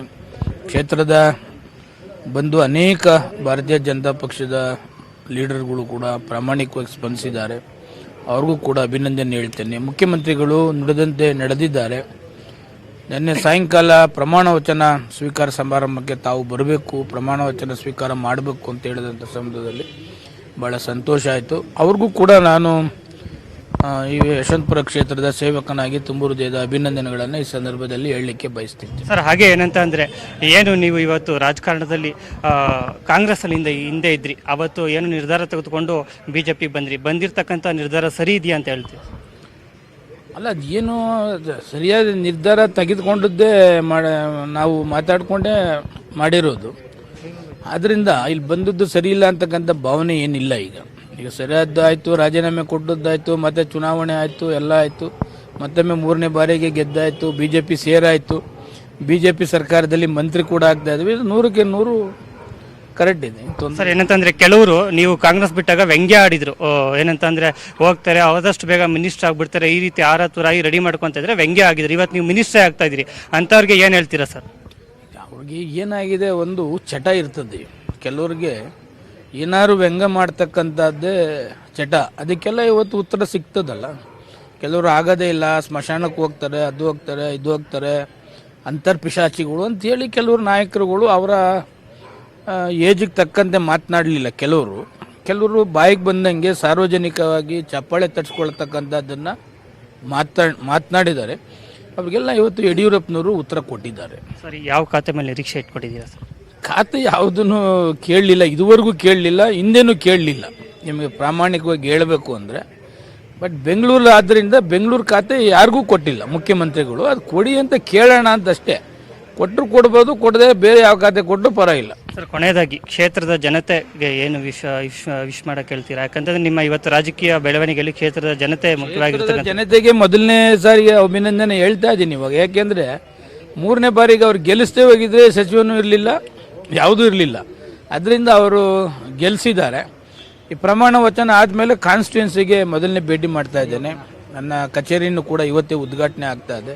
ಆ ಕಚೇರಿಯಲ್ಲೂ ಕೂಡ ಕ್ಷೇತ್ರದ ಜನತೆಗೆ ಎಲ್ಲರಿಗೂ ಕೂಡ ಅಲ್ಲಿಗೆ ಬನ್ನಿ ಅಂತ ಹೇಳಿದೆ. ಯಾಕೆಂದರೆ ನಮಗೆ 50ರಿಂದ 60 ಪಾಸ್ ಕೊಟ್ಟಿರೋದು. ಅದರಿಂದ ಎಲ್ಲರ ಲೀಡರ್ಗಳಿಗೂ ನಾವು ಪಾಸ್ ಕೊಡ್ಲಿಕ್ಕೆ ಆಗಲಿಲ್ಲ.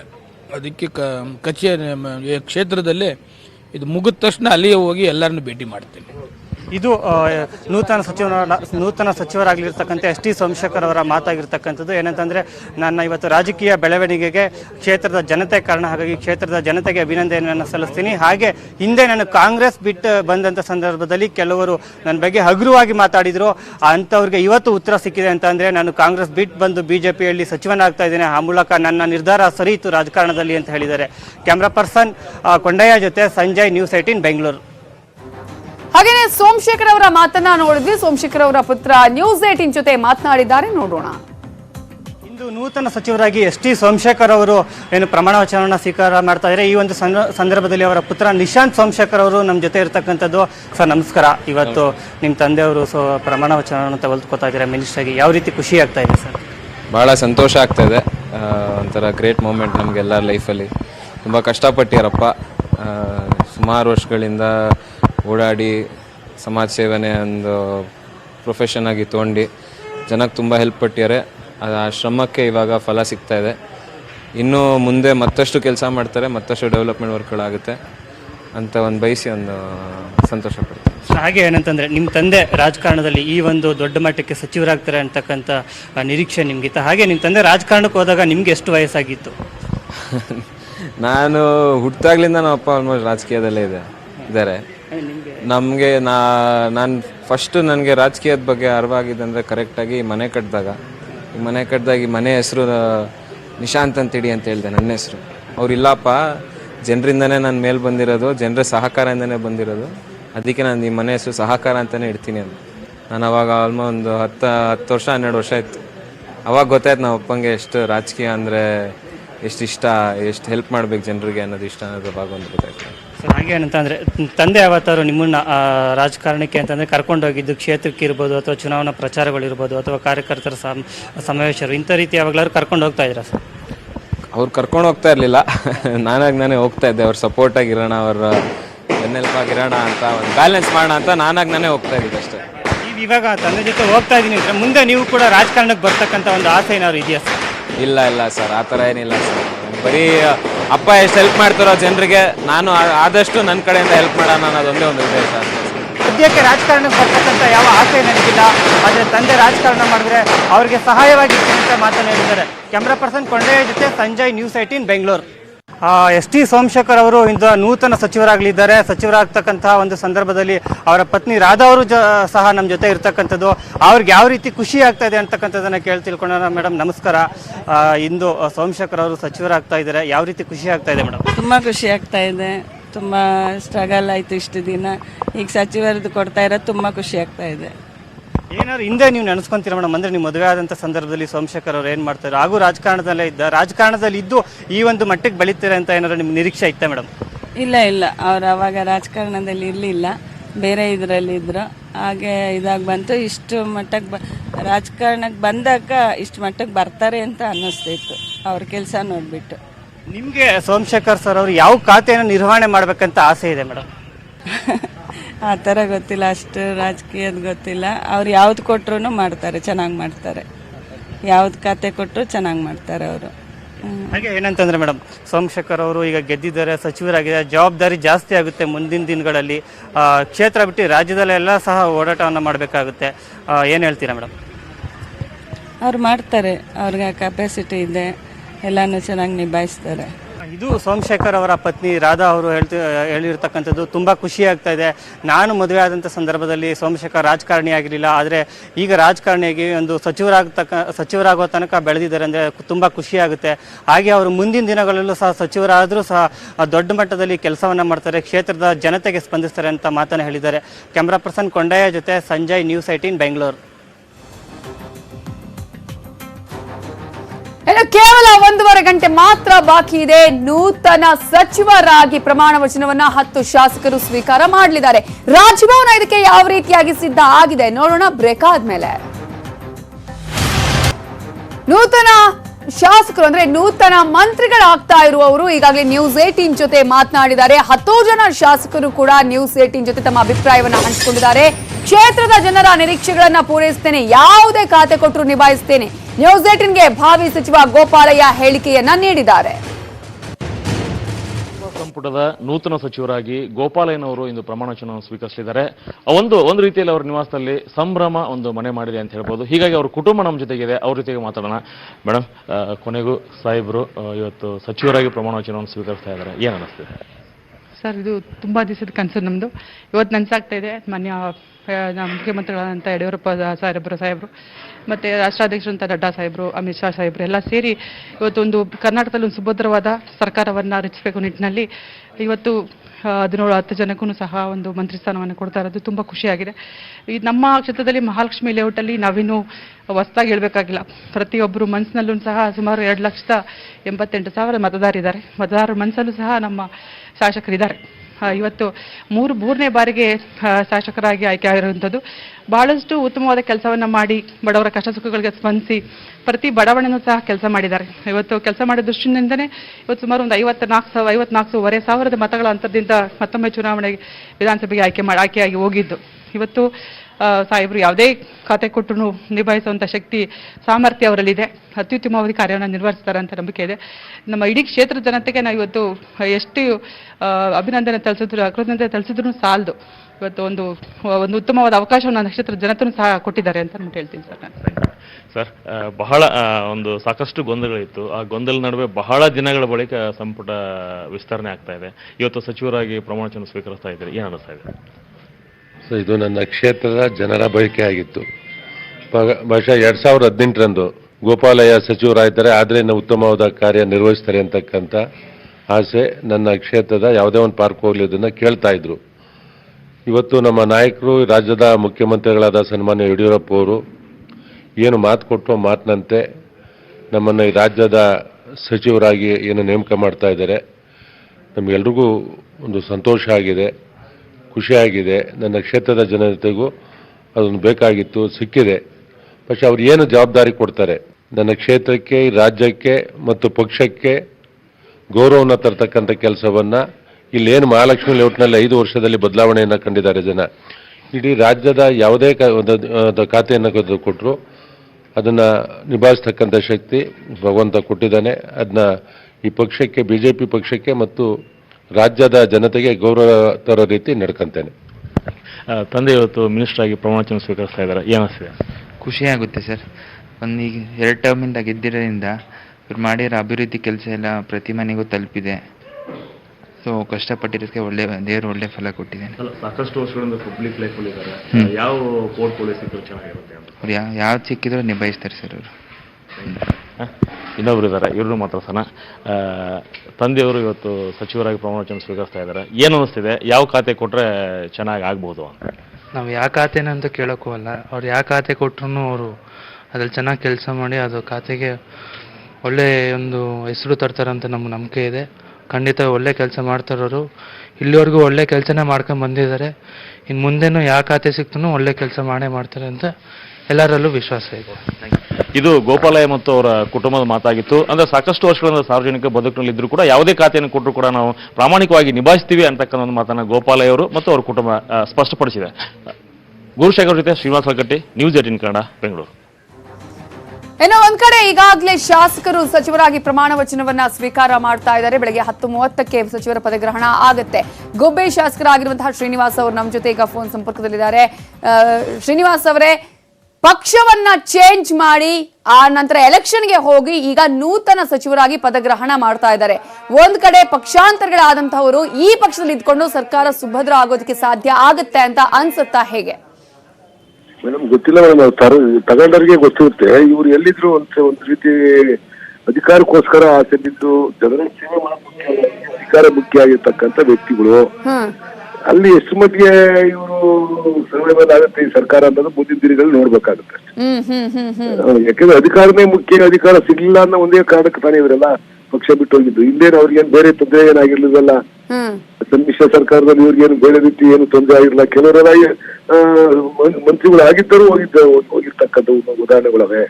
ಅದ್ನಂದ್ರೆ ಇಲ್ಲೇನು ಅವ್ರಿಗೆ ಸರಿಯಾಗಿ ವ್ಯವಸ್ಥೆ ಸಿಗ್ಲಿಲ್ಲ, ಬರೀಲಿಕ್ಕೆ ಆಗಲಿಲ್ಲ ಅಂತ ಏನೇನು ಉದ್ದೇಶ ಇಟ್ಕೊಂಡೋಗಿ ಅವರ ಗೊತ್ತಿಲ್ಲ. ಇವರು ಅದ್ರ ವಿಶೇಷವಾಗಿ ಬೆಂಗಳೂರು ನಗರ ಶಾಸಕರು ಹೋಗಿರೋದು ನೋಡಿದ್ರೆ ಅವ್ರು ಬೆಂಗಳೂರು ನಗರನೇ ನಮ್ಗೆ ಬೇಕು, ನಾವು ಒಂದೇ ಸರಿ ಅದನ್ನ ಭಕ್ಷಿಸ್ಬಿಡ್ಬೇಕು ಅನ್ನೋ ಮನೋಭಾವ ಇದು ಇರುತ್ತೆ. ಅಷ್ಟೇ ಅವ್ರು ಹೋಗಿರ್ತಕ್ಕಂಥವ್ರು. ಎಷ್ಟು ಮಟ್ಟಿಗೆ ಇಲ್ಲಿ ಸರ್ಕಾರ ನೋಡ್ಬೇಕಾಗುತ್ತೆ. ಒಂದ್ ಕಡೆ ಈಗಾಗಲೇ ಗೆದ್ದವರಲ್ಲೇ ಒಬ್ಬರನ್ನ ಬಿಟ್ಟಿದ್ದಾರೆ, ಸೋತವರು ಇನ್ನೂ ಕೂಡ ಅಸಮಾಧಾನ ಹೊರ ಹಾಕ್ತಾ ಇದ್ದಾರೆ. ಹೌದು, ಅವ್ರಿಗೇನು ಟೈಮ್ ಬೀಯಿಂಗ್ ಮುಂದೆ ತಿಳಿತಾ ಇದ್ದಾರೆ. ನಾವು ನೆಕ್ಸ್ಟ್ ಜೂನ್ ಅಲ್ಲಿ MSc ಖಾಲಿ ಆಗ್ತೀವಿ ಏನೇನು ಹೇಳ್ತಾ ಇದ್ದಾರೆ. ಏನೇ ಆಗ್ಲಿ ಅಧಿಕಾರ ಬೇಕು ಅನ್ನೋ ಒಂದೇ ದೃಷ್ಟಿಗೆ ಇವ್ರು ಹೋಗಿರ್ತಕ್ಕಂಥವ್ರು. ಮುಂದಿನ ದಿನಗಳಲ್ಲಿ ಯಡಿಯೂರಪ್ಪ ಎಷ್ಟು ಫ್ರೀ ಆಗ್ಬಿಡ್ತಾರೆ ಇವ್ರಿಗೆ ದೋಚ್ಲಿಕ್ಕೆ ಏನಾದ್ರು ಮೇಲೆ ನಿಂತ್ಕೊಳ್ಳುತ್ತೆ ಮೇಡಮ್ ಈ ಸರ್ಕಾರದ ಭವಿಷ್ಯ. ಖಾತೆ ವಿಚಾರ ಕೂಡ ಒಂದು ರೀತಿಯಲ್ಲಿ ಈಗ ಏನಾದ್ರೂ ಹೆಚ್ಚು ಕಡಿಮೆ ಆದ್ರೆ ಮತ್ತೆ ಇವರು ಆ ಒಂದು ರೀತಿಯಂತಹ ಕೋಪವನ್ನ ತೋರಿಸ್ತಾರೆ ಅಂತ ಹೇಳ್ತಿದ್ದೀರಿ. 100% ಮೇಡಮ್. ಈಗ ಇವರು ರಾಜೀನಾಮೆ ಕೊಡೋದಕ್ಕೆ ಮೊದ್ಲೇನೆ ಖಾತೆಗಳು ಫಿಕ್ಸ್ ಆಗಿರ್ತಕ್ಕಂಥದ್ದು. ನಿಮಗೆ ಈ ಖಾತೆ ಕೊಡ್ತೀವಿ ಬನ್ನಿ, ನಿಮ್ಗೆ ಈ ಖಾತೆ ಕೊಡ್ತೀವಿ ಬನ್ನಿ ಅಂತ ಯಡಿಯೂರಪ್ಪ ಆಸೆಯನ್ನು ತೋರಿಸ್ತಕ್ಕಂಥದ್ದು. ಅದ್ರ ಏನು ಅವ್ರಿಗೆ ಹೇಳಿದ ಖಾತೆಗಳು ಕೊಡಲಿಲ್ಲ ಅಂದ್ರೆ ಸಹಜವಾಗಿ ಅವರ ತೃಪ್ತಿ ಉಂಟಾಗ್ತಕ್ಕಂಥದ್ದು. ಅಲ್ಲಿ ಬೇರೆ ಕಾರ್ಯಕ್ರಮಗಳ ಉದ್ದೇಶನೇ ಇಲ್ಲ. ಅಲ್ಲಿ ಹೋಗಿರ್ತಕ್ಕಂಥ ಎಲ್ಲಾ ಶಾಸಕರಿಗೂ ಅಷ್ಟೇ ಬೇರೆ ರಾಜ್ಯದ ಅಭಿವೃದ್ಧಿ ಆಗ್ಲಿ ಮತ್ತೊಂದೇ ಆಗ್ಲಿ ಬೇರೆ ಯಾವುದೇ ರೀತಿ ಆಗಿರ್ತಕ್ಕಂಥದ್ದ ಈ ರಾಜ್ಯ ಚಿಂತನೆ ಇಟ್ಕೊಂಡು ಹೋಗಿರ್ತಕ್ಕಂಥ ವ್ಯಕ್ತಿಗಳಲ್ಲ. ತಮ್ಮ ವೈಯಕ್ತಿಕವಾಗಿ ತಮ್ಗೆ ಏನೂ ಅನುಕೂಲ ಆಗ್ಲಿಲ್ಲ, ತಮ್ಗೆ ಶಾಸಕ ಇದು ಮಂತ್ರಿಗಿರಿ ಸಿಗ್ಲಿಲ್ಲ, ತಾವು ಬೆಳಿಲಿಕ್ಕೆ ಆಗ್ಲಿಲ್ಲ, ಇಲ್ಲಿ ತಾವು ಡ್ಯೂಟಿ ಮಾಡ್ಲಿಕ್ಕೆ ಆಗ್ಲಿಲ್ಲ ಅನ್ನೋ ಒಂದೇ ಕಾರಣಕ್ಕೆ ಹೋಗಿರ್ತಕ್ಕಂಥ ಮನೋಭಾವ ಇಟ್ಕೊಂಡು ಹೋಗಿರ್ತಕ್ಕಂಥ ಶಾಸಕರು. ಅಲ್ಲಿ ಎಷ್ಟು ಮಟ್ಟಿಗೆ ಪ್ರಾಮಾಣಿಕವಾಗಿ ಕೆಲಸ ಮಾಡ್ಬೋದು ಅಂತ ನೀವೇ ಯೋಚನೆ ಮಾಡಿ ನೋಡೋಣ. ಈ ರಾಜ್ಯದ ಜನತೆ ಯೋಚನೆ ಮಾಡ್ಬೇಕಾಗುತ್ತೆ. ಓಕೆ, ಥ್ಯಾಂಕ್ ಯು ಶ್ರೀನಿವಾಸ್ ಅವರೇ, ನ್ಯೂಸ್ 18 ಜೊತೆ ಮಾತನಾಡಿದ್ದಕ್ಕಾಗಿ. ನಮ್ಮ ಜೊತೆ ಈಗ ಮಾಜಿ ಸಚಿವರಾಗಿರುವ ಪ್ರಿಯಾಂಕ್ ಖರ್ಗೆ ಅವರು ಫೋನ್ ಸಂಪರ್ಕದಲ್ಲಿದ್ದಾರೆ. ಪ್ರಿಯಾಂಕ್ ಖರ್ಗೆ ಅವರೇ, ಪಕ್ಷಾಂತರವನ್ನ ಮಾಡಿ ತಾವು ಈ ಒಂದು ಪಕ್ಷಕ್ಕೆ ಸೇರ್ಕೊಂಡು ಸರ್ಕಾರ ರಚನೆ ಮಾಡಿದೀವಿ, ಎಲ್ರಿಗೂ ಕೂಡ ಟಾಂಗ್ ಕೊಟ್ಟಿದೀವಿ ಅಂತ ಹೇಳ್ತಾ ಇದ್ದಾರೆ ಈಗ ಭಾವಿ ಸಚಿವರುಗಳು. ಸೊ ಏನ್ ಹೇಳಕ್ ಬಯಸ್ತೀರಾ? ಸರ್ಕಾರ ಸುಭದ್ರ ಅಂತ ಅನ್ಸುತ್ತಾ ನಿಮ್ಗೆ? ನೋಡಿ, ಅವರು ಯಾರು ನಮ್ಮಲ್ಲಿದ್ದವರು ಅಲ್ಲಿ ಹೋಗಿ ಗೆದ್ದು ಬಂದು ಇವತ್ತು ಶಾಸಕರಾಗಿದ್ದಾರೆ. ಅದೆಲ್ಲ ಪ್ರಜಾಪ್ರಭುತ್ವದಲ್ಲಿ ನಡೀತದೆ. ಅವೆಲ್ಲ ಜನರ ತೀರ್ಪಿಗೆ ನಾವು ತಲೆ ಬಾಗ್ತೀವಿ. ಆದ್ರೆ ಇವೆಲ್ಲ ತಾತ್ಕಾಲಿಕ. ಅತ್ತೆಗೊಂದು ಕಾಲ ಇದ್ರೆ ಸೊಸೆಗೊಂದು ಕಾಲ ಇದ್ದೇ ಇರ್ತದೆ. ಆಮೇಲೆ ಇದು ಕಾಲ್ಚಕ್ರ. ಇವತ್ತು ಜನ ಅವರಿಗೆ ಪುರಸ್ಕಾರ ಮಾಡಿದ್ರೆ ನಾಳೆ ಕೆಲಸ ಮಾಡಿಲ್ಲ ಅಂದ್ರೆ ತಿರಸ್ಕಾರ ಮಾಡೇ ಮಾಡ್ತಾರೆ. ಆದ್ರೆ ಒಂದೇನ ಸಾಬೀತಾಗ್ತದೆ ಅಂದ್ರೆ ಇವರ ನಿಯತ್ ಇರ್ಬೋದು, ಇವರ ಒಂದು ಏನಿದೆ, ಇವರು ನಂಬಿಕಸ್ತರ ಇಲ್ಲ ಅಂತ ಅನುಮಾನ ಬರ್ತದೆ.